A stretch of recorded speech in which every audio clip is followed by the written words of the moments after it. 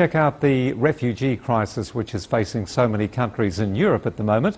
And the Greek island of Lesvos on the northeastern Aegean has been bearing the brunt of the crisis.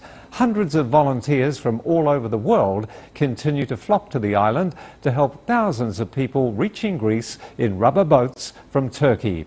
Everyone there says that without them, it would have been impossible for Greece to deal with the crisis. But as CCTV's Filio Contrafori reports, volunteers themselves may be facing their biggest challenge yet.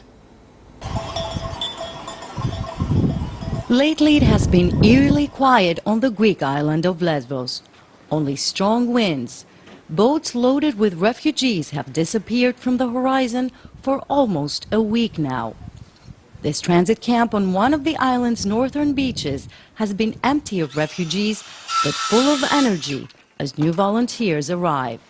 Some plan to stay for a couple of weeks, which was Marwa's initial plan when she left her job in America.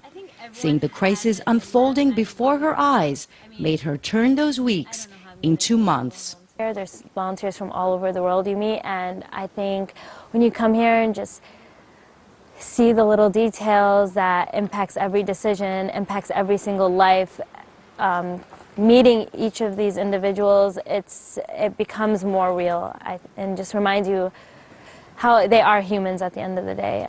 In this camp, everything is in place, from doctors to warm beds, if and when more refugees arrive.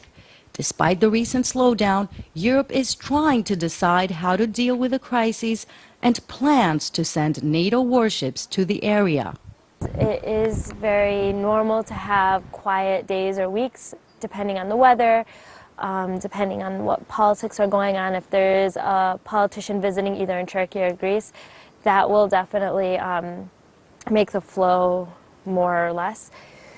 Now, this time it's a little bit different with all of the different actors and the roles. It's very unpredictable, to be honest. We're all wondering, sitting and wondering. Now, as for Lighthouse, we do plan to stick around. Dozens of boats used to arrive on this beach every day. For some time now, it's been the Coast Guard that rescues people directly from the sea. Refugees are brought to the nearby port of Molivos. Here, David Ang gathers his team and dozens of volunteers, from doctors to translators, to provide the new arrivals with emergency care before they are transferred to a camp. I feel like this situation that we're in right now is perhaps it is the crisis of our generation. And I was thinking we all have to decide on a personal level how we're going to respond to this. And so do our leaders. David gave up the life he had in Canada to volunteer. In the 3 months he's been here, he says he had inspiring but also some harrowing experiences. He's seen firsthand how dangerous this journey can be. So if you look at this one, this has been packed with thin sheets of packing material with little or no value in terms of buoyancy. This is like just packing material. Volunteering for David has brought this faraway life and death drama closer in a way he never imagined. Well, if I had 3 wishes, at the very top of that list would be that those wars would end. The wars that are driving this refugee crisis, the wars in Iraq, in Syria and Afghanistan, like those would be at the very top of my list, because those are the conflicts that are producing this, mountain of misery, the evidence of which you see here. Because every one of these jackets represents a story, a powerful story that's still being written.